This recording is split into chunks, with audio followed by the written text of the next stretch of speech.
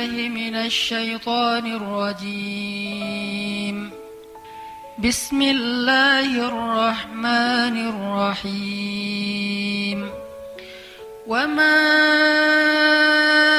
أصابكم من مصيبة فبما كسبت أيديكم ويعفو عن كثير وما أنتم بمعجزين في الأرض وما لكم من دون الله من ولي ولا نصير. Ya, ini adalah surat Asy-Syura ayat 30 dan 31. Teman-teman yang dirahmati Allah Subhanahu wa taala, di ayat 30 Allah berfirman, "Wa ma asabakum mim musibatin fabima kasabat aydikum."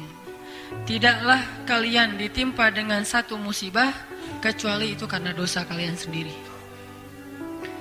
Sehingga para ulama mengatakan tidak ada satupun musibah di muka bumi ini, baik yang menimpa seseorang atau menimpa suatu kaum, kecuali penyebabnya adalah dosa.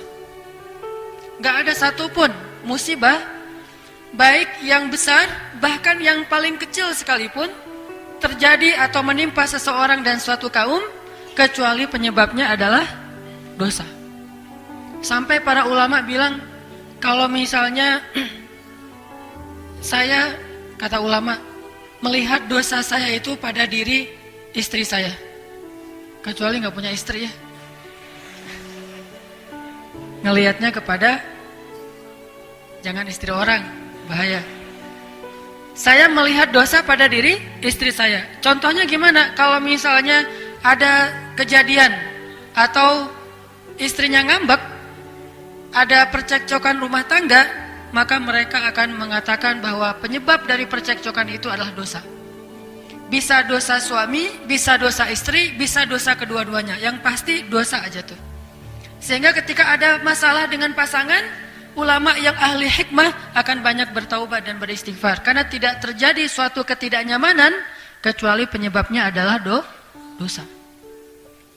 Jadi kalau misalnya ngerasa ada masalah dengan orang yang kita cintai, itu pasti penyebabnya dosa, istighfar.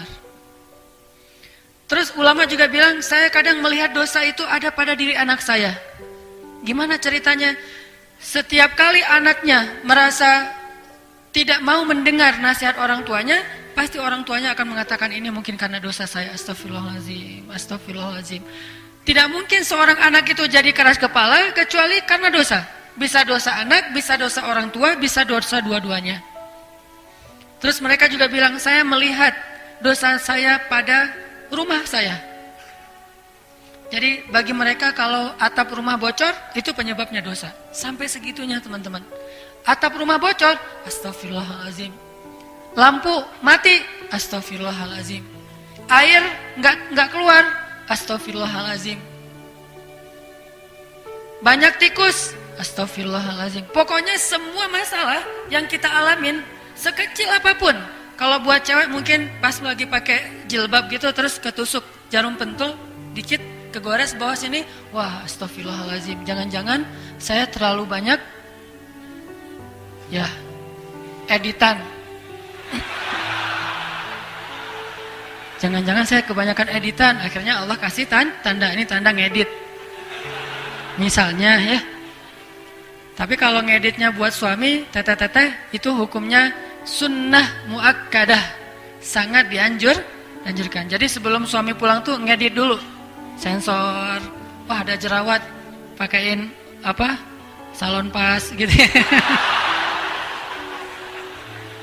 Jadi pas suami nanya, kenapa itu mah? Bekas jihad. Jihadnya adalah masak atau apalah. Kalau ngedit buat suami itu berpahala. Kadang-kadang pakai jilbab kan ya, terus kena pentul, astagfirullahaladzim, ini ada dosa nih. Sampai jerawat, astagfirullahaladzim, ini pasti karena dosa nih. Bukan karena kangen ya, tapi karena dosa. Ada jerawat satu, dosa satu.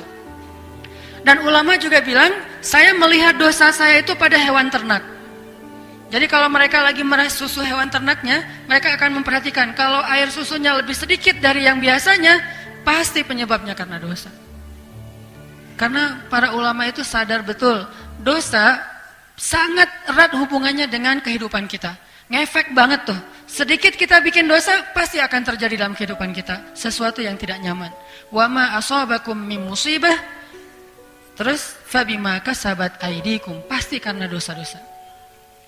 Terus ada juga ulama yang bilang, kalau saya ngelihat hasil panen di kebun saya berkurang, atau buah-buahan di kebunnya itu ada yang busuk, itu pasti penyebabnya karena dosa. Kayak gitu coba. Jadi kalau pas mereka ke kebun ngelihat buah, misalnya dia nanam anggur, atau nanam apel, atau kalau di kita mah jambu, kelapa, sampai pisang mungkin yang gampang lah ya, di kebun ada pisang tuh, kok pisangnya nggak bagus. Panen tahun ini banyak yang misalnya dimakan ulat, atau kalau mangga asam rasanya atau apapun lah, mereka akan melihat itu sebagai wujud yang nyata dari dosa-dosa mereka. Astagfirullahaladzim, tahun ini banyak banget buah yang busuk. Astagfirullah. Jadi hitung aja tuh, buah-buahan yang ada di kebun berapa yang tidak bagus, berarti menunjukkan kurang lebih seperti itulah dosa pemilik kebun tersebut. Ini untuk muhasabah kita sendiri. Ternyata dosa itu ngaruh dalam kehidupan kita. Makanya suatu hari ya, Rasulullah lagi makan bareng dengan Abu Bakar As-Siddiq. Rasulullah itu kalau lagi sehari-hari itu kalau lagi turun wahyu, tiba-tiba Nabi jadi kayak orang yang ngelamun. Kalau lagi turun wahyu, tiba-tiba beliau diam aja sendiri. Yang lain pada rame, makan, seru-seruan, ngobrol. Nabi diam aja dan tegang gitu. Diamnya itu kayak orang ketakutan, kayak orang lagi serius banget. Dan sahabat tahu kalau Nabi udah kayak gitu nih, kayaknya lagi turun wahyu nih. Sehingga pas sudah selesai itu nanya, "Ya Rasulullah, turun wahyu apa kepadamu?" Nabi membacakan ayat. Kayak Nabi lagi bareng dengan Aisyah di puncak musim dingin, Nabi turun wahyu. Akhirnya Nabi buka baju. Bayangin di puncak musim dingin, Nabi nggak pakai baju. Dan udah nggak pakai baju, bukannya kedinginan malah keringetan tuh. Saking beratnya wahyu ketika tuh turun, Nabi sampai keringetan, padahal nggak pakai baju di puncak musim dingin. Di Arab itu kalau udah puncak musim dingin bisa 6 derajat atau kurang dari itu. Dingin banget. Kemarin aja pas saya umroh bulan Januari yang udah nggak terlalu dingin itu sampai 9. Kalau di Lembang rata-rata 19, ini 9 derajat. Jadi dingin banget. Dan itu udah pakai jaket yang biasa kita pakai di Bandung nggak ngaruh, harus double atau ditambah lagi gitu, berlapis-lapis. Nabi nggak pakai baju, keringetan ketika turun wahyu. Nah, suatu hari Nabi lagi duduk makan dengan Abu Bakar. Terus tiba-tiba turun ayat, "Faman ya'mal mithqala dzarratin khairan yarah, wa man ya'mal mithqala dzarratin syarran yarah." Surat apa itu teh? Surat gempa. Zalzalah. Siapa yang berbuat kebaikan mithqala dzarrah, sekecil zarrah, dia akan melihat efek dari kebaikan itu. Dan siapa yang membuat kejahatan sekecil zarrah, dia juga bakal melihat efek dari dosa itu. Lalu setelah wahyu turun, Nabi ngebacain ayat ini kepada sahabat. Abu Bakar lagi makan tuh. Tiba-tiba Abu Bakar berhenti makan, wajahnya pucat.